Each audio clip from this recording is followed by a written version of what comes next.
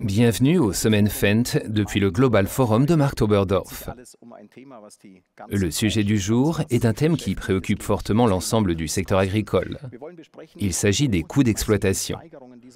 Nous allons échanger sur l'origine des augmentations massives de ces coûts. Mais avant tout, nous voulons bien évidemment parler des solutions possibles. Comment le secteur agricole peut-il réussir à maîtriser la situation? Comment les agriculteurs peuvent-ils réussir à atténuer leurs coûts d'exploitation, voire à les réduire ou tout au moins à les maîtriser? Nous avons organisé un échange passionnant à ce sujet et j'ai le grand plaisir de vous présenter les invités ici au Fendt Global Forum. Thorsten Schmidt est avec nous. Il est agriculteur à Uffenheim, près de Würzburg, en Franconie, où il cultive principalement des céréales et exploite, si je ne me trompe pas, 250 hectares de terre. Il possède aussi une activité d'engraissement de porc et une installation de biogaz. Bienvenue Thorsten. Bienvenue également à Beat Vincent de l'Institut national pour l'agriculture bavaroise qui fait partie du groupe de Digital Farming qui teste et évalue les technologies numériques pour l'agriculture en théorie, mais aussi sur le terrain dans les exploitations. Julian Schwen est avec nous. Il a lui aussi fait des études d'agronomie et est ensuite arrivé chez Fendt où il a occupé différents postes. Il est aujourd'hui spécialiste du marketing produit où il est principalement responsable de Fendt One, mais il est également à l'aise dans de nombreux autres domaines comme le numérique. Bienvenue Julian Schwen. Merci, merci. Et pour finir, en direct des Pays-Bas, Jacob van den Borne. Lui aussi est agriculteur et cultive principalement de la pomme de terre sur plus de 140 parcelles avec environ 500 hectares. Bienvenue à Jacob. Merci. Plus tard, nous entendrons également Jörg Migende. Il travaille pour la BayWa et est en charge des affaires publiques et de la division Digital Farming. Mais nous y reviendrons plus tard. Alors encore une fois, bienvenue à tous. Je me réjouis d'avance de cet échange passionnant. Et les bons conseils sont précieux dans le secteur agricole. Ce n'est pas un secret et cela ne date pas de la guerre en Ukraine. Les coûts d'exploitation ne cessent d'augmenter et aucune inversion de la tendance n'est en vue. L'agriculture est soumise à une énorme pression. On demande une qualité élevée, une agriculture durable et il faut faire face à des coûts en constante augmentation. Avant même la détérioration de la situation en Ukraine, les coûts d'exploitation avaient déjà augmenté dans presque tous les domaines. Par exemple, le prix du carburant a augmenté de 45% en un an. Le prix de l'électricité a augmenté de 10% rien qu'entre octobre 2021 et janvier 2022. Fin novembre, les prix du nitrate d'ammonium calcaire, le principal engrais azoté utilisé par les agriculteurs allemands, s'élevaient à près de 580 € la tonne. Le nitrate d'ammonium calcaire coûte donc aux agriculteurs 280 € de plus qu'en octobre. Les prix sont plus de 3 fois supérieurs à ceux d'il y a un an. Cependant, même ceux qui voulaient malgré tout se procurer de l'engrais ont eu des problèmes. De plus en plus de fabricants d'engrais ont réduit leur production. Conséquence, de plus en plus d'agriculteurs ne peuvent pas acheter d'engrais car il n'y en a tout simplement plus.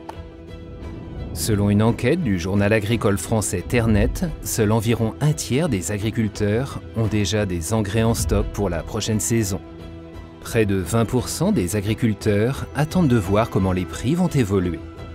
Et l'engrais n'est qu'un problème parmi d'autres. Comme les coûts d'exploitation augmentent en général, de nombreux agriculteurs n'ont pas les moyens d'investir. Alors que faire? Comment les coûts vont-ils évoluer? Et comment l'agriculture peut-elle faire face à leur augmentation? C'est précisément sur ces questions que nous allons échanger aujourd'hui. Nous allons commencer par regarder ce qui se passe sur le terrain. Thorsten, tu as un large éventail de possibilités sur ton exploitation. Quels sont pour toi les principaux facteurs de hausse des coûts actuels? Quelle est la chose qui te préoccupe le plus? En premier lieu, c'est le carburant qui est à l'origine de l'explosion des coûts. Nous n'avons pas vraiment d'alternative dans l'agriculture. Nous avons besoin de carburant pour les machines et les véhicules. Je pense que la solution électrique est encore une perspective lointaine dans notre secteur. Peut-être que le collègue de l'Institut national pour l'agriculture bavaroise pourra nous en dire un peu plus sur le gaz et l'utilisation du biogaz. Mais je pense que tout cela n'est pas encore prêt dans l'immédiat. Le point suivant est bien sûr, comme on l'a vu, la question des engrais. C'est un grand débat en ce moment. Beaucoup d'agriculteurs achètent maintenant parce qu'ils ont peur de ne plus rien avoir l'année prochaine. C'est la grande incertitude du moment. Nous y reviendrons plus tard de manière plus détaillée. Ton exploitation est très diversifiée. Je l'ai dit, biogaz, grande culture, engraissement de porc. Est-ce plutôt un avantage ou un inconvénient dans la situation actuelle?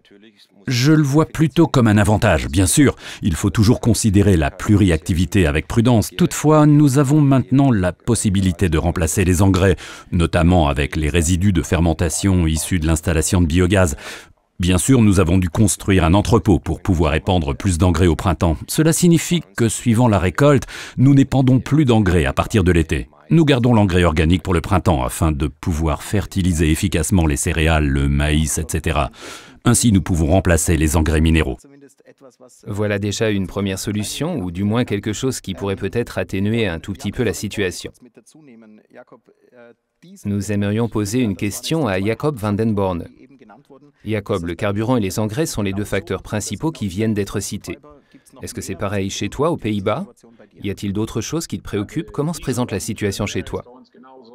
En ce qui concerne le carburant et les engrais, c'est la même chose chez nous. La BRD essaie maintenant d'utiliser d'autres engrais comme le lisier, sous toutes les formes possibles.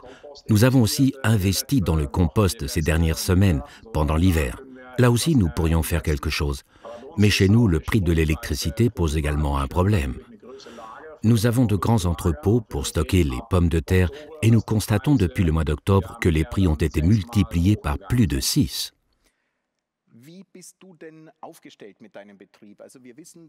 Comment fais-tu pour gérer ton exploitation? Nous savons que tu essaies déjà de mettre en œuvre beaucoup de choses, du moins en ce qui concerne la digitalisation. Peut-être tu pourrais nous donner un bref aperçu des technologies que tu utilises. Comment situerais-tu les activités de ton entreprise? Sur le plan technique, nous avons déjà réussi à faire beaucoup de choses. Nous avons le Section Control sur toutes nos machines et nous économisons déjà sur les semences, les engrais, le lisier, etc. Ainsi, il n'y a plus de double application. Nous veillons également à adapter la charge des tracteurs aux conditions. Ainsi, la profondeur de travail des déchaumeurs ou des charrues est adaptée aux conditions. De plus, s'il n'est pas nécessaire de labourer en profondeur, nous ne le faisons pas. Nous sommes bien parvenus à collecter sur les parcelles toutes les données nécessaires et les travaillons afin de voir où il est encore possible d'économiser quelque chose. Tout est dans le fichier parcellaire et au niveau du champ, nous avons tout sous contrôle. En ce qui concerne le transport, nous cherchons encore des solutions. Nous devons en trouver pour obtenir plus de données et pouvoir ainsi les traiter. Comment pouvons-nous faire les transports les plus économiques sur notre exploitation? Thorsten, revenons à toi. Tu utilises déjà de nombreuses technologies numériques. Est-ce que ça se passe comme ça aussi chez toi?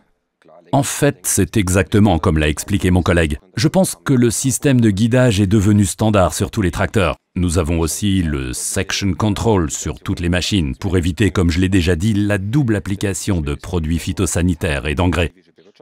L'étape suivante est pour moi l'utilisation de la modulation de dose. Nous l'utilisons depuis 4 ou 5 ans sur toutes les parcelles, afin d'utiliser au mieux les ressources en travaillant de manière encore plus précise. Cela signifie qu'il faut ajouter plus d'engrais là où le potentiel de la parcelle est le plus élevé. À l'inverse, les zones où le potentiel n'est que de 5 tonnes de céréales par hectare reçoivent moins d'engrais. Beat Vincent, de l'Institut national de l'agriculture. Quand vous entendez... Excusez-moi, nous nous étions mis d'accord sur le tutoiement. Ça doit te faire chaud au cœur de voir l'utilisation de ces moyens numériques. Est-ce une pratique standard? Comment est-ce que tu évaluerais la situation dans le secteur en général? Tu as tout à fait raison. C'est un plaisir de vous écouter. Mais si nous regardons d'un autre côté les résultats de nos enquêtes représentatives, je pense qu'une grande partie des exploitations utilisent encore des méthodes bien plus classiques. Et pourtant, dans ce domaine aussi, il existe vraiment une palette de moyens qui permettent de réagir à l'augmentation des coûts d'exploitation telles que celles que nous voyons actuellement. Et pourtant, nous avons seulement évoqué le Section Control et les systèmes de guidage. Lorsque les agriculteurs investissent, nous avons recensé les données pour la Bavière, ou dit autrement, si quelqu'un doit investir, c'est avant tout dans ces technologies. Nous avons ici en moyenne entre 20 et 40% d'exploitations équipées, mais lorsqu'il s'agit de modulation de dose, nous sommes encore presque dans un taux à un chiffre, ou alors nous venons tout juste d'entrer dans un taux à 2 chiffres. Nous parlons des coûts. Et bien sûr, la digitalisation est un des leviers dans ce contexte. Mais y a-t-il quelque chose où l'on puisse dire oui, nous avons des chiffres concrets qui en matière de numérisation servent vraiment à réduire les coûts d'exploitation? Tu peux nous dire quelque chose à ce sujet? Il s'agit bien sûr d'un sujet extrêmement complexe, compte tenu de la diversité des exploitations, de leur taille et de leur structure. Rien que dans le sud de l'Allemagne, nous avons différents paysages. Dans le sud, nous avons en moyenne entre 1 et 3 hectares, alors que dans le nord de la Bavière, les parcelles peuvent aller jusqu'à 10, 20, voire 30 hectares. Et on peut déjà dire qu'avec un nombre croissant de passages, et donc de recroisements, si tout à coup on ne se déplace plus à 10 ou 15 cm près, mais à 2 ou 3 cm, des économies d'énergie et de ressources de 10 à 30% sont vraiment réalisables avec un système de guidage. Et ce, à chaque passage. Il y a aussi le facteur temps, surtout quand on a de la main-d'œuvre externe. C'est un sujet sur lequel il y a beaucoup de marge de manœuvre, tout comme pour le section control. Cela a été bien étudié. Il existe des chiffres concrets qui indiquent que l'on peut économiser directement entre 3, 5 et même 8% en fonction du parcellaire, bien sûr. Je vois que Julian acquiesce de la tête. Est-ce que c'est, étant donné que je pense que tu es l'expert digital, disons-le comme ça, est-ce que c'est quelque chose où l'on peut vraiment affirmer que la numérisation peut aider?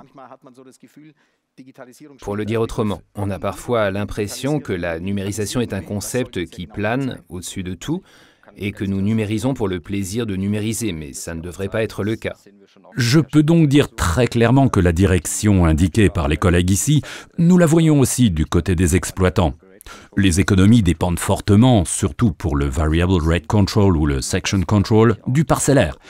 Et ce que nous voyons déjà du côté des exploitants, c'est que ce sont surtout les grandes exploitations qui ont tendance à prendre le train du progrès et à utiliser cette technologie. C'est ce que nous constatons chez nous.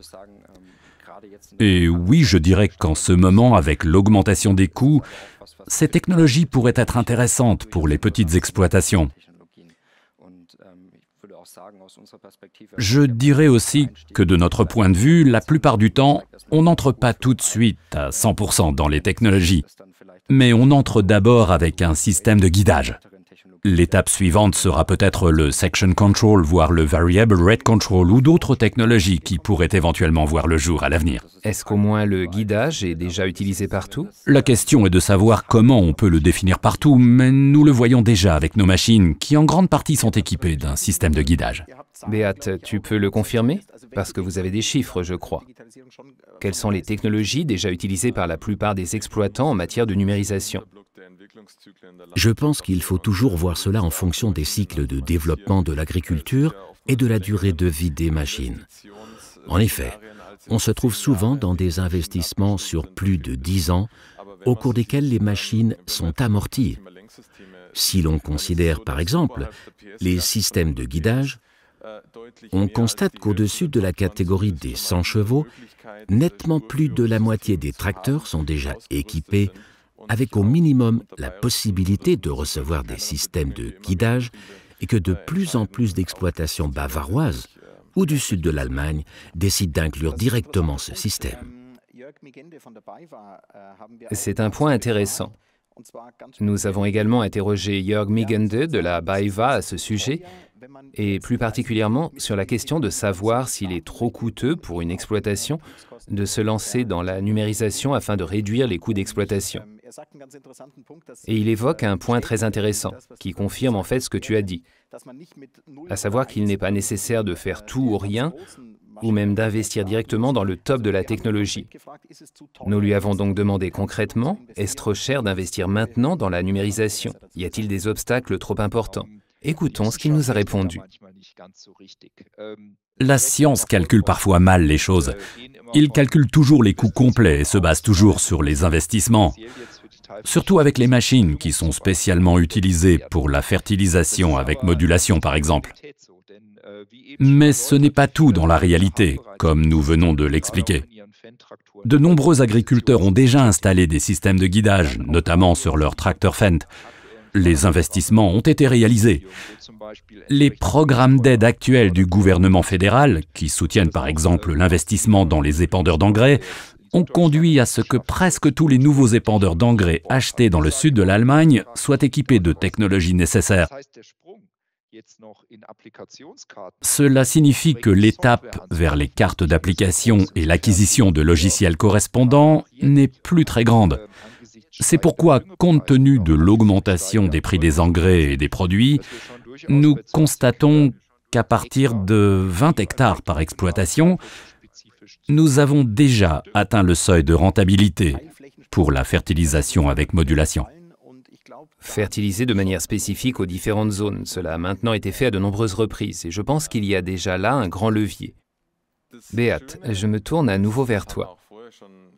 Ce qui est bien, et nous en avons déjà parlé un peu auparavant, c'est qu'avec les nouveaux moyens, Jörg Migend vient de parler de ces cartes de télédétection, de nouvelles possibilités voient le jour.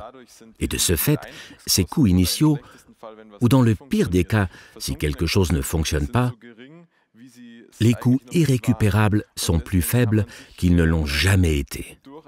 Et c'est pourquoi il est tout à fait possible d'oser investir dans la technologie sans risquer de commettre un très grand faux pas.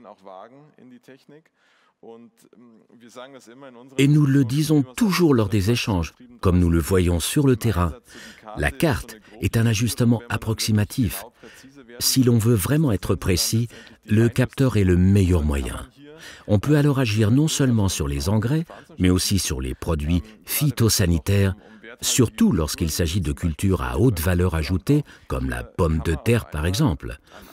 On peut alors réaliser des économies de ressources d'exploitation ou obtenir des rendements supplémentaires en termes de qualité qui peuvent tout à fait se chiffrer à 3 chiffres à l'hectare. Demandons tout de suite à notre agriculteur qui cultive des pommes de terre. Bien sûr, il utilise déjà tout cela, nous l'avons entendu tout à l'heure. Jacob, as-tu des chiffres sur ce que tu as pu économiser ou ce que tu peux économiser par le biais de tes différentes pratiques? Oui, il y en a. Chez nous aussi, les parcelles sont relativement petites.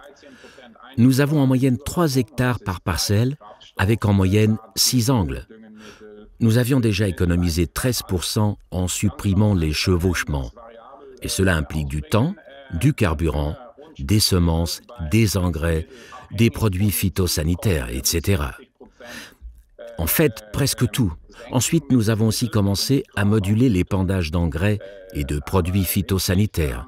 En ce qui concerne ces derniers, nous avons pu réduire les herbicides jusqu'à 60%, mais en moyenne, nous parlons de 15 à 20% d'économie. Et il en va de même pour les engrais. On les utilise mieux, c'est-à-dire que l'on fertilise davantage les bonnes parcelles et que l'on fertilise les moins bonnes avec uniquement le minimum nécessaire par les pommes de terre pour atteindre le rendement estimé. Pareil pour l'eau. Nous sommes en effet engagés avec le Section Control. Là encore, nous parlons d'une économie de 15 à 20% de la quantité d'eau. Ce sont des chiffres énormes. Oui, Beat? Je pense que ce qui est encore très important, c'est que nous avons tous des fermes de tailles différentes, et dont certaines sont plus complexes que d'autres. Il y en a pour tous les goûts. Et il s'agit de solutions très technologiques et coûteuses en termes d'investissement, ce qui peut aussi constituer un obstacle. Mais il y a des solutions bon marché, et cela dépend simplement du fait que si elles sont déjà chères, elles doivent bien sûr assurer un retour quelque part. Non seulement on peut économiser 15 à 20 kg d'azote, mais il y a des domaines qui sont intéressants et qui ne l'étaient pas il y a 2 ans. Il existe aussi des solutions très avantageuses. Et je pense que toutes les solutions doivent avoir un point commun, un facteur de commodité qui doit toujours être présent. Elles doivent être faciles à utiliser pour l'agriculteur et ce n'est qu'alors qu'elles seront acceptées. Je pense que c'est important. Nous y reviendrons dans un instant car c'est un point très intéressant, notamment en ce qui concerne les constructeurs. Thorsten, je voulais juste faire une remarque parce que maintenant vous êtes, pour ainsi dire, des entreprises modèles qui utilisent vraiment déjà beaucoup de technologies. Où est-ce que vous pouvez encore faire des économies? Vous utilisez déjà la plupart des solutions. Est-ce qu'il y a encore des possibilités pour faire encore plus? Si on a longtemps été innovant et que l'on a osé entreprendre les choses assez tôt, il est clair que maintenant le choix n'est plus aussi large. Bien sûr, les choses que nous avons évoquées, nous les mettons toutes en œuvre. Maintenant, à mes yeux, il ne s'agit plus que de nuances. On peut encore voir si cette méthode de travail me coûte 3,5 litres par hectare et l'autre 4,3 litres. Est-ce que je peux faire des compromis en matière d'agriculture, oui ou non? Mais en ce qui concerne l'optimisation purement du point de vue de la digitalisation, je pense que nous sommes actuellement au bout de ce que l'on peut faire. Et pas tout à fait, car ce qui me vient maintenant à l'esprit, c'est le thème de la robotique. Mais je pense que pour les cultures conventionnelles, notre système va durer encore quelques années. Alors c'est bien que nous voulions également parler par la suite des possibilités analogiques pour économiser. Mais je voudrais revenir un instant sur le sujet que nous venons d'aborder.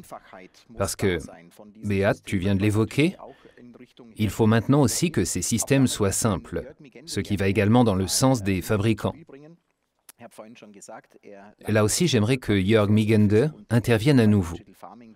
Je vous ai dit tout à l'heure qu'il s'occupait des affaires publiques et du digital farming à la BayWa. Et il était en ligne avec nous. Nous avons pu enregistrer son témoignage et nous lui avons posé la question suivante. Qu'est-ce qui, selon lui, empêche actuellement les agriculteurs d'investir dans les technologies numériques? Et là, il a mentionné 2 points que j'ai trouvés très intéressants. Écoutons-le. Premièrement, une grande partie des agriculteurs nous disent en ce moment qu'ils trouvent ça bien, mais qu'ils n'ont pas la tête à cela. Nous avons enfin besoin de conditions fiables pour nos entreprises. Nous nous préoccupons plutôt de l'orientation générale de notre entreprise. Qu'est-ce que je fais de l'élevage? Dois-je investir dans un bâtiment adapté au bien-être animal? Dois-je passer au bio? Comment la société perçoit-elle cela? À quel point les promesses des politiques sont-elles fiables? Et ce n'est pas du bashing politique, c'est la situation concrète. Si quelqu'un est préoccupé par de multiples sujets, il ne se penche pas sur de telles technologies, qui sont pourtant positives. Le premier point. Le deuxième point est la simplicité d'utilisation. Rares sont les agriculteurs qui veulent ou qui ont le temps de s'intéresser de près à la technologie. Il faut juste que ça marche. Je dois pouvoir m'asseoir sur mon tracteur, appuyer sur une touche et avoir par exemple un ensemble tracteur-épandeur d'engrais qui fertilise avec la modulation de dose activée. Et cela avec un haut degré de fiabilité. Oui, ça serait idéal. Julian, est-ce que la technologie est encore trop compliquée? C'est une très bonne question. Je dirais que si l'on regarde les processus dans leur ensemble, ils impliquent des manipulations complexes. C'est bien sûr très ambitieux de rendre ces processus aussi simples que possible à utiliser pour l'agriculteur. Mais je dirais aussi, d'après mon expérience personnelle, qu'il y a encore du potentiel. Je pense qu'avec notre système FendOne, nous allons dans la bonne direction avec des affichages correspondants entre le terminal et les interfaces. Nous avons simplifié les niveaux et l'on peut ainsi voir simultanément le guidage et les applications Isobus. L'automatisation jouera certainement un rôle dans les mois et années à venir afin de simplifier la charge de travail ou les processus. Enlever à l'utilisateur les actions qui peuvent être automatisées pour qu'il puisse vraiment se concentrer pleinement sur son travail. Mais oui, il y a certainement encore du travail à faire. Comme je l'ai déjà dit tout à l'heure, vous êtes toujours à l'écoute du terrain et des besoins des clients. Je sais que c'est une question très difficile. Cependant, on dit que, et nous l'avons déjà évoqué plusieurs fois, si je n'utilise pas encore ou très peu de technologie numérique, je n'ai pas besoin d'une solution globale dès le début. Ce n'est pas tout ou rien. Existe-t-il des moyens simples ou des manières simples de débuter dans la digitalisation? Que dois-je faire? Comment devrais-je investir? Pour moi, la première étape serait certainement un système de guidage. C'est l'opportunité de débuter dans la digitalisation. Je peux ainsi simplement créer mes données de champ, mes limites de parcelles, mes lignes de guidage, et ainsi la machine se déplace de manière autonome et semi-automatisée. Pour moi, ce serait l'opportunité d'avoir une première approche sur la technologie. Et en plus, ce système est aussi la base d'autres technologies que nous avons déjà évoquées, comme le Section Control ou le Variable Rate Control. Nous avons principalement parlé des grandes cultures. Beat, que se passe-t-il dans les prairies ou bien dans les élevages? Est-ce que ce sont les mêmes problématiques qui préoccupent les agriculteurs ou est-ce différent? En principe, si l'on considère les prairies, et je les compte toujours dans l'économie, ce serait en fait encore plus intéressant. Car si l'on compare les prairies et principalement les surfaces enherbées avec les grandes cultures, la digitalisation et les outils que nous venons de voir seraient encore plus utiles du fait des passages par an en plus grand nombre. C'est pourquoi les prairies sont toujours un peu négligées. Il faut le dire. Bien sûr, cela dépend aussi un peu de la qualité des prairies, mais ceci est un autre sujet.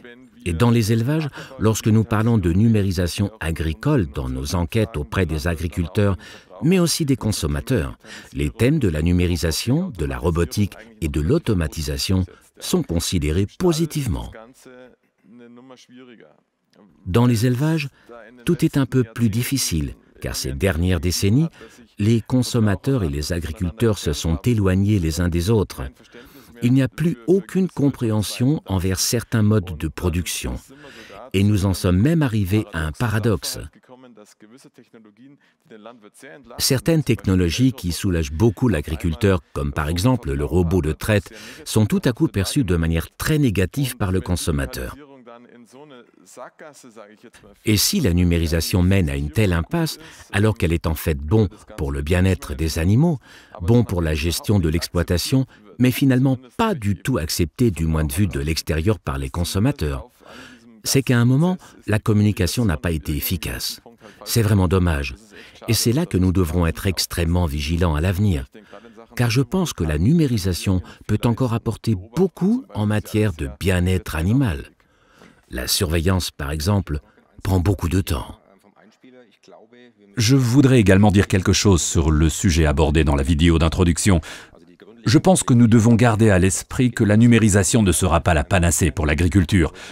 La numérisation est certes une aide, une pierre angulaire, mais elle ne peut pas nous enlever les problèmes fondamentaux que nous rencontrons actuellement et qui préoccupent les agriculteurs, à savoir l'ordonnancement sur les engrais, les impondérables dans l'élevage et tout ce qui va encore venir avec le bien-être des animaux, etc. Et il ne faut pas croire qu'avec la digitalisation tout ira bien, c'est un élément, c'est une aide, mais certainement pas la solution ultime ou la seule solution. De quoi aurait-on besoin? Nous l'avons évoqué à maintes reprises, d'une planification fiable, en matière d'élevage notamment. Nous sommes souvent confrontés au problème suivant. Les agriculteurs investissent dans une technologie, dans la construction d'un bâtiment d'élevage, et 3 ans plus tard, il faut à nouveau le reconstruire parce qu'il ne répond plus aux normes de bien-être animal. Une politique fiable avec un cadre à long terme, parce qu'on a tout simplement des durées d'amortissement, notamment dans le domaine animal, d'au moins 10, 15, 20 ans. Et c'est là que l'imprévisibilité actuelle est un énorme problème. Tu es toi-même passé à des installations respectant davantage le bien-être des animaux récemment. Quelles ont été tes motivations? J'ai la conviction qu'il faut faire quelque chose pour le bien-être des animaux et que l'intensification de l'engraissement, en particulier, a atteint ses limites. J'ai donc la conviction, même en tant qu'agriculteur, que nous devons faire ou changer les choses. Aussi vis-à-vis du consommateur qui veut simplement une viande produite de manière durable et que les animaux se portent bien. Il s'agit d'approches différentes du point de vue économique. C'était à une époque où le prix du porc était très fortement sous pression, jusqu'à récemment d'ailleurs. Et c'était une manière élégante de réduire les effectifs et de générer 5,28 € de plus par porc à l'engraissement. Jacob, comment cela se passe-t-il chez vous aux Pays-Bas? Est-ce que ce sont des problématiques européennes ou est-ce que le cadre politique est différent aux Pays-Bas? Êtes-vous en meilleure position ou s'agit-il des mêmes sujets de préoccupation? Chez nous, c'est pareil, avec les obligations dans l'élevage. En Belgique, on peut s'attendre à ce que les choses changent tous les 5 ans environ. De nombreuses structures récentes ont même dû mettre la clé sous la porte. Et Je pense que c'est peut-être encore un peu plus difficile ici qu'en Allemagne. D'accord, encore plus difficile qu'en Allemagne, quand on connaît la bureaucratie et tout le reste en Allemagne, mais je ne vais rien ajouter maintenant. Je ne veux pas avoir d'ennui. Nous avons beaucoup parlé du numérique, de l'agriculture, de la protection des cultures, etc. Dans ce contexte, la question des engrais est bien sûr un sujet majeur. Et les prix explosent, on l'a vu dans l'introduction. Quelle est la situation actuelle chez vous? Jacob, j'aimerais commencer avec toi. Qu'en est-il de la question des engrais chez vous ou en particulier chez toi? Êtes-vous bien approvisionné? Peux-tu en acheter en quantité suffisante? Et êtes-vous préparé pour la saison prochaine? Comment ça se passe chez toi? Nous n'avons pas encore acheté l'engrais. Nous essayons maintenant de tout mettre en œuvre pour passer des engrais minéraux au lisier. Il y a 2 semaines, nous avons reçu un entrepreneur de travaux agricoles allemand avec un vredo doté d'une rampe géante, ce qui est autorisé en Belgique, mais malheureusement pas en Hollande. Nous essayons donc maintenant de remplacer les engrais minéraux par des engrais organiques et faisons en même temps de nombreux tests. Nous avons maintenant sur l'exploitation une machine qui peut extraire l'ammoniac du lisier et permet ainsi l'épandage à l'aide d'une rampe, comme cela se fait en Allemagne, ce qui est également possible aux Pays-Bas et en Belgique. Nous travaillons à une solution de ce côté-là, parce que dans la région, il y a beaucoup de lisiers, ayant beaucoup de porcs et de vaches. Donc le lisier est là. Nous avons juste à l'épandre en s'assurant qu'il ne pollue pas l'air pour qu'il puisse être utilisé correctement. Cela fait également 10 ans que nous travaillons avec la technologie, c'est-à-dire utilisons les données de satellites et de capteurs. Et nous constatons qu'avec cela aussi, nous pouvons simplement utiliser l'engrais au bon endroit et en fonction du potentiel de la ferme. Nous cherchons maintenant à savoir si nous pouvons fertiliser d'autres cultures, comme le maïs ou les céréales, et libérer de l'espace pour l'utiliser ensuite sur les pommes de terre. Est-ce que tu peux obtenir des prix plus élevés pour les pommes de terre ou est-ce que tu es lié par des contrats à long terme? Nous avons des contrats à long terme pour la moitié de la surface. L'autre moitié se trouve sur les marchés libres. Mais nous constatons que le marché libre est vraiment sous pression avec les pommes de terre, car les ventes de frites impliquent bien sûr aussi du gaz supplémentaire pour la préparation. Les emballages sont devenus plus chers. Nous nous attendions donc à ce que les prix de pommes de terre montent en flèche, tout comme les prix des céréales. Mais elles n'en sont pas encore au même stade que les céréales. À mes yeux, elles devraient être beaucoup plus chères que le marché actuel. Cela nous amène au sujet des prix alimentaires en général, mais nous n'allons pas aborder cela maintenant. Thorsten, comme il vient de le dire, ce n'est pas la même chose que pour les céréales, où l'on peut obtenir de meilleurs prix. Est-ce bien le cas? Actuellement, c'est le cas, bien sûr. En raison de la pénurie et des événements politiques mondiaux actuels, les prix des céréales sont très élevés, mais il faut pour autant que l'on ait encore du stock, car en règle générale, les contrats sont conclus 6 mois, voire même 9 mois à l'avance.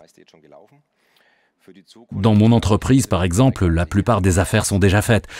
À l'avenir, oui, je vois que c'est un peu à double tranchant. Si cette crise s'aggrave encore avec l'Ukraine et le manque d'exportation, il y a bien sûr la possibilité pour les agriculteurs d'obtenir plus de revenus grâce aux céréales, surtout les céréales panifiables. Mais notre conscience se révolte aussi et nous dit que cela se fait au détriment des pays et des peuples qui ne peuvent plus se permettre de consommer ces aliments. C'est pourquoi j'ai un peu de mal à m'en réjouir. Bien entendu, nous souhaitons que les prix à la production soient élevés pour les céréales. Mais en ce qui concerne les aliments de base, je suis un peu partagé. Je pense qu'il n'est pas non plus politiquement souhaitable d'avoir du pain abordable à long terme à des prix de céréales de 35-40 €.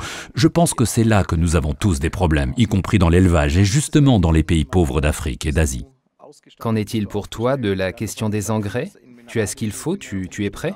Jacob nous a dit avoir adapté ses engrais. Bien sûr, je l'ai évoqué au début, nous essayons aussi, et avions déjà commencé ces dernières années, de remplacer autant que possible les engrais minéraux par des engrais organiques. Tout simplement pour avoir cette indépendance. Parce que je pense que ça ne reviendra pas aussi vite qu'avant, notamment en raison des crises énergétiques à venir. C'est pourquoi chaque entreprise essaie déjà de se protéger avec les solutions organiques. Mais organique signifie aussi, comme l'a expliqué notre collègue des Pays-Bas, que nous avons plus de travail. Nous devons appliquer l'engrais organique en fonction des besoins. Et c'est le cas par exemple pour le maïs chez nous. Nous n'utilisons actuellement le lisier ou le digesta que sur les cultures céréalières. Il faut alors faire attention avec un engrais organique car il y a risque de dégagement de gaz. C'est pourquoi il faut l'appliquer au plus près des besoins. C'est, je pense, le pas que tout le monde essaie de franchir en ce moment. C'est faisable à court terme pour presque toutes les entreprises. Chez nous en Bavière, la technologie est, je pense, suffisamment développée avec une technique d'épandage proche du sol. Les tuyaux, patins de remorquage, je pense que ça va marcher. L'étape suivante consiste à l'application dans la culture en fonction des besoins, notamment pour le maïs en silage ou les betteraves sucrières. C'est ça qui est nouveau. Et l'engrais minéral dont tu as encore besoin, tu l'as déjà acheté? Pour cette année, oui, je suis complètement couvert. Mais je n'ai encore rien prévu pour l'année prochaine, donc pas de minéral. Voici une autre question, Beat. Faut-il investir maintenant? Faut-il acheter de l'engrais? Ou faut-il encore attendre? C'est vraiment une question très difficile en ce moment. Et je ne pense pas être capable d'y répondre avec certitude non plus. Je pense que, pour le moment, j'attendrai, parce que c'est tellement cher maintenant. Et le problème, c'est que l'on risque d'acheter maintenant des ressources de production à un prix très élevé. Et si la récolte est tout à coup meilleure dans l'autre hémisphère de la planète, ou en Amérique du Nord, et que l'on observe à nouveau une certaine égalisation, le prix des céréales baissera à nouveau de 10 €. Et là, on aura vraiment, surtout si on préachète de grandes quantités, des problèmes de rentabilité. Cependant, je pense que ce qu'il faut toujours garder à l'esprit, et nous avons déjà eu cette discussion avant l'augmentation des coûts d'exploitation avec d'autres blocages tels que Green Deal et d'autres, c'est que l'on devrait mettre à nouveau l'accent sur le système et réfléchir à la rotation des cultures. Il y a des solutions que l'on peut utiliser selon l'endroit qui impactent beaucoup les économies d'énergie et les économies d'azote en fin de compte.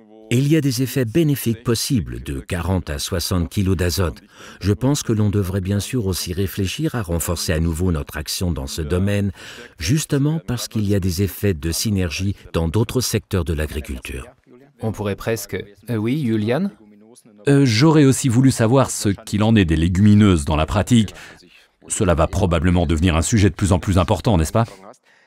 Je ne peux que souligner que dans mon cas, je gère une exploitation en agriculture conventionnelle. Je regarde toujours un peu ce que font les exploitations en agriculture bio, parce qu'elles ont toujours dû se passer d'engrais minéraux et traditionnellement, elles ont toujours dû réfléchir davantage à ce sujet. J'observe toujours un peu ces dernières années comment ils s'y prennent. Nous faisons un peu de travail à façon également pour des exploitations bio. C'est pourquoi j'ai toujours un petit aperçu de la situation. Je pense que cette tendance va se renforcer maintenant. On le voit déjà cette année, chez nous, on sème plus d'orge de printemps, d'orge brassicole, qui nécessitent moins d'intrants. C'est certainement le premier aspect. Le prochain, qui je pense arrivera plus tard, est celui des légumineuses, ou du thème des protéagineux. Car actuellement, les protéagineux sont encore plus utilisés pour l'alimentation animale que les engrais. Cela signifie que nous dépendons entièrement de l'Amérique du Sud et de l'Amérique, où je pense qu'il y a aussi un potentiel.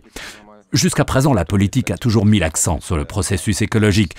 Je pense que c'est peut-être là que la politique serait appelée à ouvrir la porte afin d'avoir la possibilité de cultiver à nouveau des protéagineux. Est-ce un effet secondaire positif dans ce cas? Comment tu évalues cela, Julian, qu'on s'intéresse à nouveau à ce genre de choses? Je dirais que oui.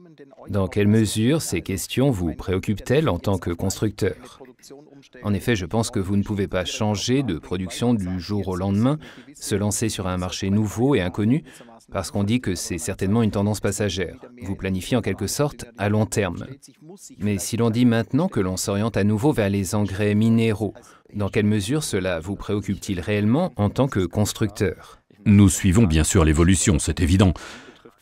Je veux dire pour l'instant que je pense que nous sommes équipés en ce qui concerne nos technologies. Ce que nous proposons est à la pointe de la technologie, avec le guidage, le section control, le variable rate control. C'est là que nous proposons cela, et c'est aussi utilisé. Mais il est clair pour nous qu'il est intéressant d'apprendre ou de voir où va l'évolution, et comme nous venons de le dire, je pense que la modification de la rotation des cultures, les protéagineux, puis les légumineuses, c'est un thème que nous observons aussi, bien sûr. Peut-être encore une remarque à ce sujet. Je pense que Fendt s'occupe depuis très longtemps de l'économie d'énergie. Cela revient au système de télégonflage, modulation et plus. Ici, nous sommes vraiment dans un domaine très similaire. Mais si l'on se penche sur le sujet qui n'est pas nouveau et qui nous accompagne depuis des décennies, le bon lestage, la bonne pression des pneus, les bons concepts, on s'aperçoit assez vite qu'il est possible de réaliser des économies sur les travaux liés au carburant de l'ordre de 10, 20 ou 30%. Et c'est bien sûr un levier en particulier pour les exploitations qui se sont développées, les très grandes exploitations. Quand on voit ce qui se passe là-bas, je pense qu'il y a souvent de la marge pour améliorer les choses. Le sujet de la formation des chauffeurs. Exactement. Alors là, on peut vraiment en discuter ici. Et cela ne représente pas seulement 1, 3 ou 4%. Le levier n'est pas aussi petit que l'on pense. Autrement dit, des thèmes que l'on peut tout à fait aborder d'emblée. Ce n'est pas quelque chose qui nécessite 6 mois de préparation. On n'a pas besoin d'acquérir une nouvelle technologie pour ça. Les effets secondaires positifs mentionnés, je pense que pendant des décennies, grâce à des moyens de production bon marché, on n'a plus du tout fait attention à beaucoup de choses, comme le sol. On pouvait toujours s'entraider. Il y a eu ensuite un équipement qui a résolu le problème, qui a simplement ameubli le sol, encore plus profondément lorsqu'on l'a compacté. Mais maintenant, nous devons toujours réfléchir davantage au fondement de l'agriculture. Pour les engrais minéraux, le principal coût pour la production des engrais minéraux, cela devrait être connu, est le gaz naturel, ou du moins l'un des principaux coûts dans la production d'engrais minéraux. Et c'est notamment pour cette raison que nous avons demandé à M. Migende de nous donner son avis, puisqu'il travaille à la BayWa. Nous lui avons demandé concrètement quelle est sa recommandation. Comment donc acheter de l'engrais maintenant? Est-ce qu'il faut attendre?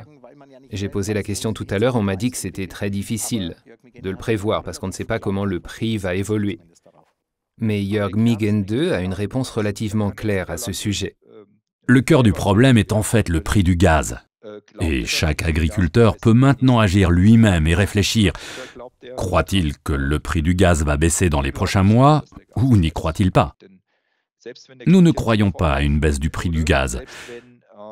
Car même si la guerre cessait immédiatement maintenant, même si l'Europe de l'Ouest rétablissait toutes les sanctions et toutes les réserves, pas spécialement des réserves, ce sont des indications et une attitude concrète envers la Russie. Il faut d'abord remplir les réserves nationales. C'est en effet l'objectif politique déclaré de l'UE de stocker à nouveau davantage de gaz. Le gaz restera donc rare et cher dans les mois à venir, dans tous les cas, jusqu'à la saison prochaine. Et c'est pourquoi personne dans le secteur ne s'attend à ce que les engrais azotés deviennent beaucoup moins chers. Je veux dire, on serait tous contents que ça se passe autrement, car ce sont des prix qui n'aident pas au commerce depuis longtemps parce qu'ils sont liés à des risques très élevés. Il y a aussi de moins en moins d'engrais. Oui, c'est pourquoi la stratégie que nous avons adoptée est de sécuriser les marchandises. Et nous ne sommes pas les seuls. Il faut donc se procurer ce qui est disponible. Également du point de vue de l'agriculteur, il est inenvisageable de miser sur une baisse spectaculaire des prix du gaz, et donc des engrais. Nous ne pouvons pas miser sur les prix des engrais azotés. Mais comme je l'ai dit, c'est à chacun de trouver sa propre stratégie. Il est également vivement conseillé de ne pas faire de choix quant au type d'engrais azotés.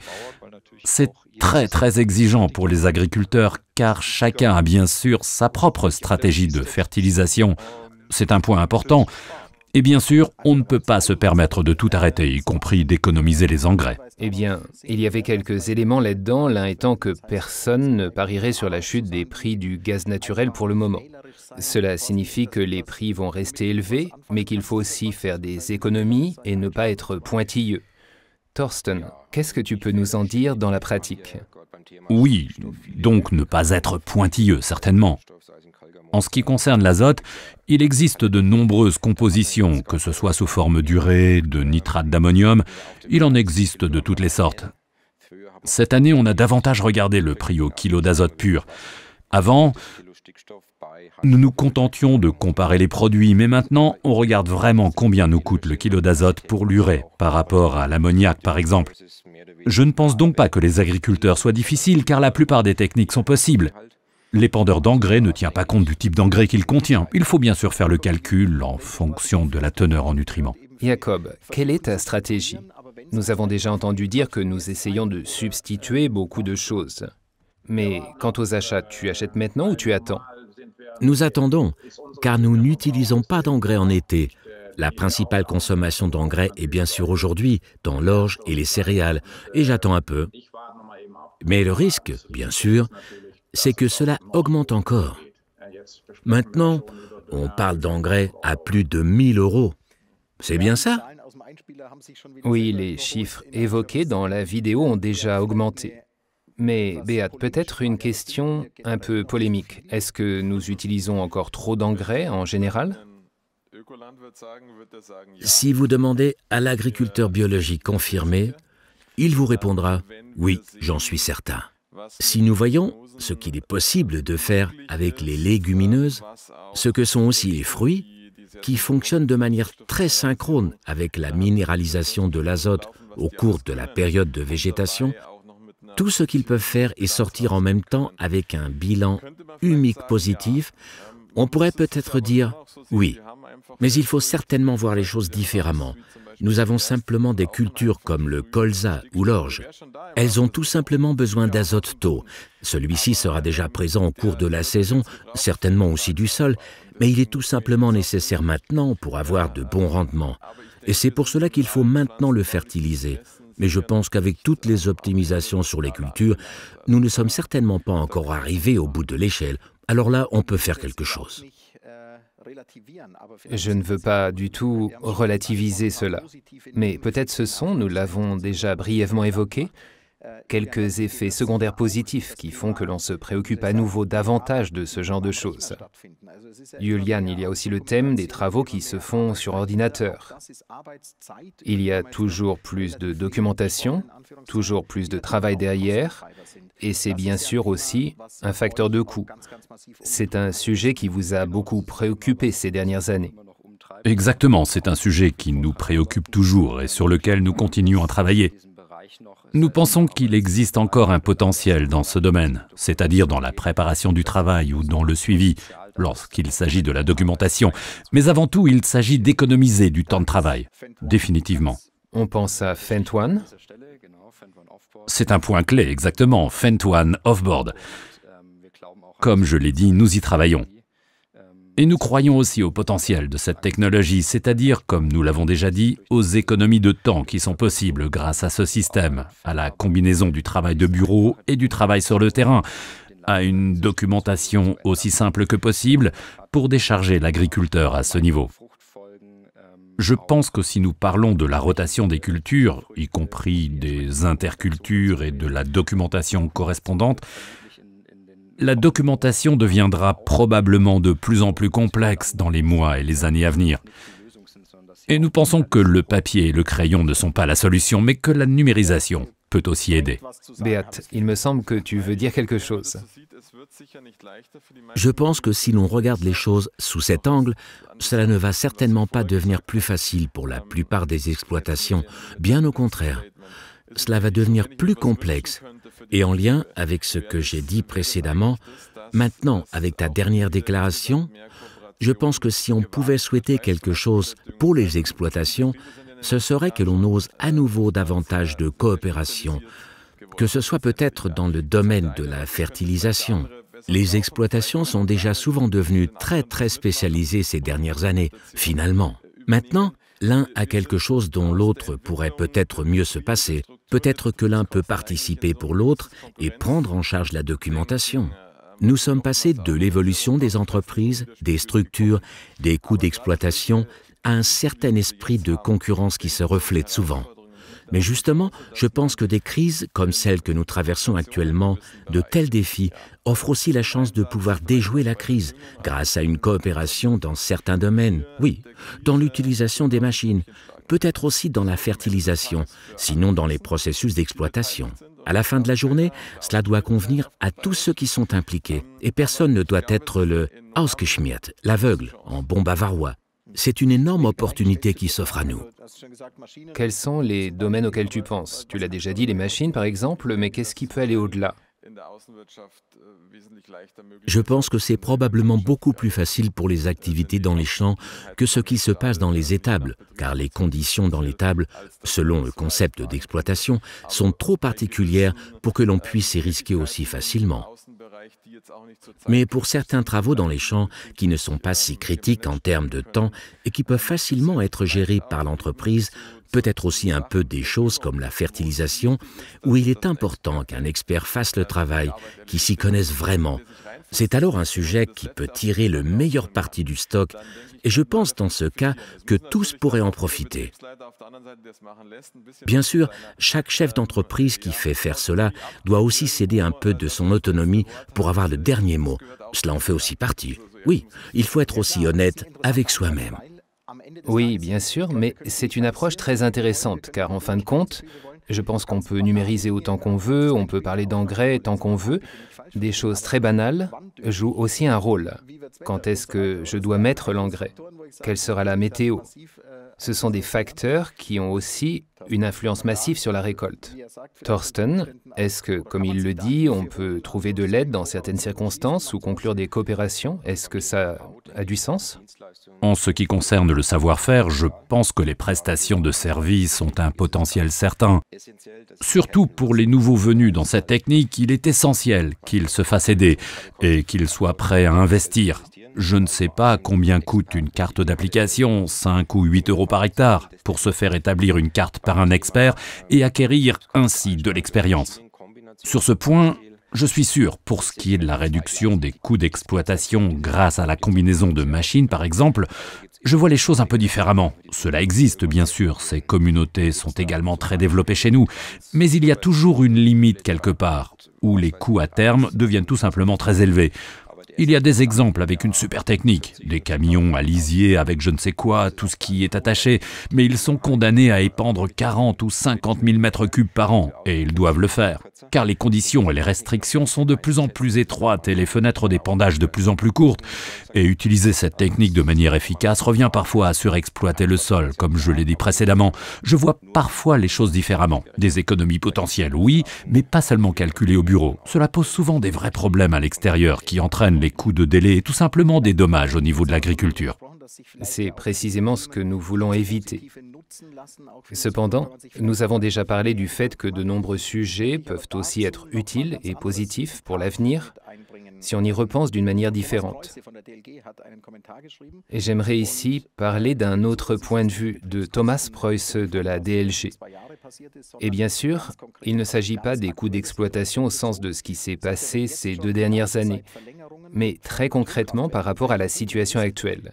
Il dit « Si la prolongation de la durée de vie des centrales nucléaires n'est désormais plus un tabou, il serait peut-être possible de parler de l'utilisation du glyphosate ou des insecticides nécessaires. Leurs avantages sont plus importants que les dommages causés à la productivité et à l'environnement. Les interdictions préventives sont pratiques, mais nous vivons actuellement un échec. Tout comme dans la politique énergétique, et nous ne devons pas répéter les mêmes erreurs dans l'agriculture. Au moins à court terme, est-ce que ça vous semble être une solution? Beat, qu'est-ce que tu en penses? Maintenant, je suis à l'Institut de recherche et je dois faire une déclaration politique. C'est toujours intéressant. Non, en fait, c'est quelque chose que j'ai pratiqué dans le passé pendant un certain temps et le sujet m'a préoccupé.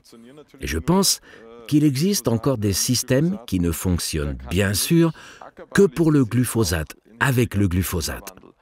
On peut vraiment, du point de vue de l'agriculture, du changement climatique, des machines, des coûts, etc., rendre le système global très positif. Et si, au cours des dernières décennies, ce système n'avait pas été poussé jusqu'à l'absurde par certaines autorisations d'utilisation, nous n'aurions pas eu toutes ces discussions et, en fin de compte, l'impasse dans laquelle nous sommes actuellement, j'en suis convaincu. Je suis d'accord sur ce point. Qui sait ce qui va suivre encore? Peut-être que si l'on dit que l'on a des règles d'application très strictes pour certaines surfaces menacées par l'érosion, on trouvera un compromis à l'avenir ou un autre départ, finalement, sous l'influence des événements actuels. Mais je pense que personne ne peut le dire. Donc c'est vraiment là que le développement est trop dynamique, je pense. C'est pourquoi il est difficile de faire des prévisions. Que dit le spécialiste, Thorsten? Je suis d'accord avec toi. Cela s'est déjà développé, le sujet du glyphosate, surtout dans les grandes exploitations agricoles. Bien sûr, ils ont fait un calcul économique. Un travail mécanique du sol coûte bien plus cher que de le nettoyer une fois par an avec du glyphosate. Je suis d'accord. Je souhaiterais également que l'on développe l'humus, car la méthode de remise sous couvert ne fonctionne pas sans humus. De toute façon, pas de semis direct. Précisément sur les surfaces menacées par l'érosion, je pense que ce serait vraiment une solution viable. Jacob, qu'en penses-tu? Exactement de la même manière. Je pense que nous avons la technologie pour pouvoir faire de vraies économies avec des moyens comme la modulation de dose et le système de reconnaissance des plantes et tout ce qui va avec. Je pense que si nous le voulons, nous pouvons encore faire de réelles économies dans ce domaine.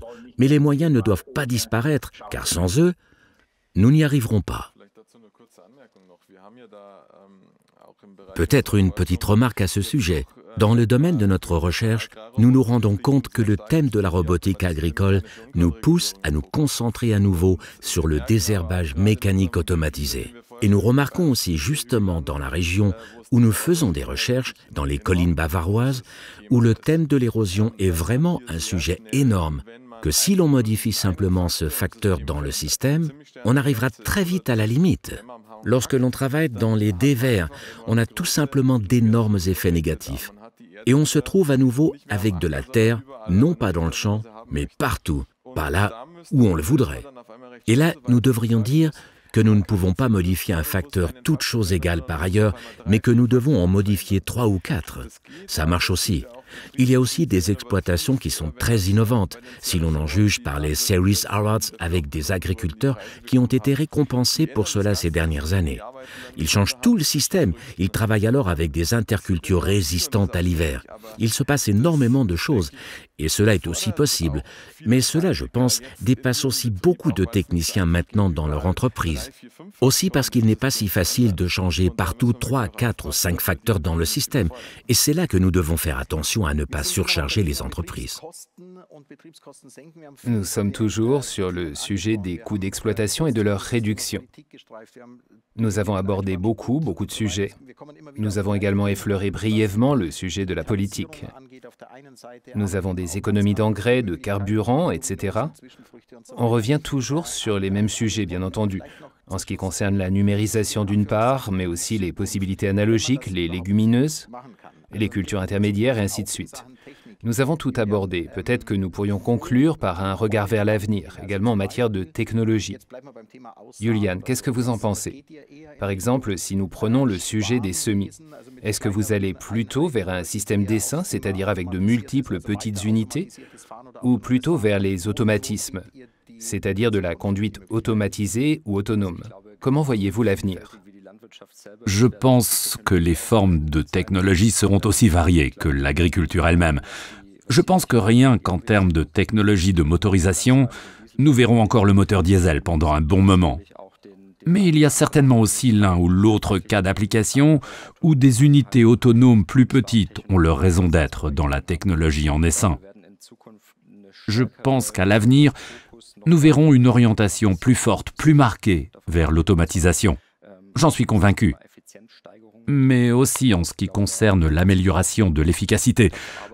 Je pense qu'il y aura encore des progrès dans ce sens et nous y travaillons, nous y faisons des recherches, sans vouloir entrer concrètement dans les détails des différentes technologies qui existent. Mais la direction est claire et il semble qu'on avance dans ce sens-là. Jacob, pour conclure, que souhaiterais-tu? Alors, permets-moi d'être direct. Une bonne fée vient et te dit que tu as la possibilité d'économiser des coûts d'exploitation. Quels sont les domaines dans lesquels tu te dis que tu pourrais économiser des coûts d'exploitation? Quelle technologie te manque? Ou je vais le dire très franchement, que voudrais-tu écrire dans le cahier des charges des ingénieurs Fendt et leur transmettre sur tes besoins réels? Je pense que chez nous, le compactage du sol nous coûte vraiment cher en termes de rendement. Et nous étudions depuis des années la technologie du CTS, le contrôle raisonné des passages dans une parcelle, c'est-à-dire la circulation des machines toujours au même endroit. Et pour cela, les machines doivent bien sûr aussi avoir la même voie. Pour gérer cela, nous avons en fait besoin d'une planification des champs, afin de pouvoir planifier tous les appareils sur la même voie. Je pense que nous pouvons encore faire quelque chose de bien. Automatiser là-dedans, par exemple, dans la préparation. Un tracteur roule sans chauffeur et qu'ensuite il y a un chauffeur dans le champ qui fait le semis ou la plantation des pommes de terre. Qu'un autre tracteur, sans quoi que ce soit, fasse ensuite la préparation de manière robotisée. Là, je vois aussi un avenir. Thorsten, comment vois-tu l'avenir? De quoi pourrais-tu avoir absolument besoin en plus, où tu dis que tu aurais encore un vrai potentiel d'économie? D'une manière générale, je vois l'avenir à moyen terme dans l'agriculture raisonnée, pas purement bio, mais plutôt raisonnée en essayant de faire ce que nous faisons concrètement depuis 2 ou 3 ans. La pulvérisation en bande dans les betteraves sucrières en est un exemple. Cela permettrait d'économiser 50% d'un jour à l'autre. Nous devons toutefois désherber l'espace entre les rangs. Cela consomme évidemment du carburant, mais je pense qu'il y a encore des possibilités techniques pour économiser les produits phytosanitaires. Et je pense que plus on s'oriente vers le bio, plus le thème de la robotique devient intéressant, parce que beaucoup de choses ne peuvent pas se faire sans travail manuel. Et actuellement, nous faisons face à des pénuries de main-d'œuvre. Je le vois dans les exploitations bio dont je m'occupe, nous faisons face à un manque de main-d'œuvre et c'est là que je pense que le thème de la robotique devient très vite intéressant. C'est aussi, Beat, une approche passionnante. Cela détermine aussi quelle agriculture nous voulons dans le futur. Définitivement. Et je pense que l'avenir sera à nouveau plus varié. En ce qui concerne les méthodes, les assolements et les concepts d'exploitation, chacun devra trouver sa niche quelque part. Qu'il s'agisse d'une exploitation conventionnelle ou bio, quelle que soit sa branche d'activité. Je pense que les exploitations qui ont bien maîtrisé la crise ces dernières années ont justement considéré les défis de cette manière en étant résilientes, en se diversifiant et en trouvant leur niche qui correspond surtout à leurs standards. Et nous verrons donc des concepts très différents, y compris en ce qui concerne la robotique et autres. Y a-t-il quelque chose en matière d'économie de frais de fonctionnement pour lequel vous dites que vous avez déjà trouvé un levier? Y a-t-il quelque chose que nous avons oublié, que nous avons abordé avant, que vous voudriez peut-être aussi expliquer à vos collègues agriculteurs sur ce qu'on peut économiser quant aux coûts d'exploitation dans les temps actuels? On a tout abordé pour la technologie. Le premier élément est le guidage, le deuxième est le section control, le troisième est le variable rate control où l'exploitation module les besoins en fonction des zones de la parcelle. Je pense que ce sont les 3 étapes que l'on peut recommander aux agriculteurs. Selon la situation dans laquelle ils se trouvent, il faut procéder petit à petit. Je vous remercie très sincèrement. Ça a été une conversation passionnante. Je pense que nous avons eu des échanges très complets et j'espère bien que vous le verrez de la même manière sur vos appareils, que vous nous suiviez sur votre téléphone portable ou sur votre ordinateur ou n'importe où ailleurs. Merci d'avoir été présent, merci de nous avoir suivis. À bientôt.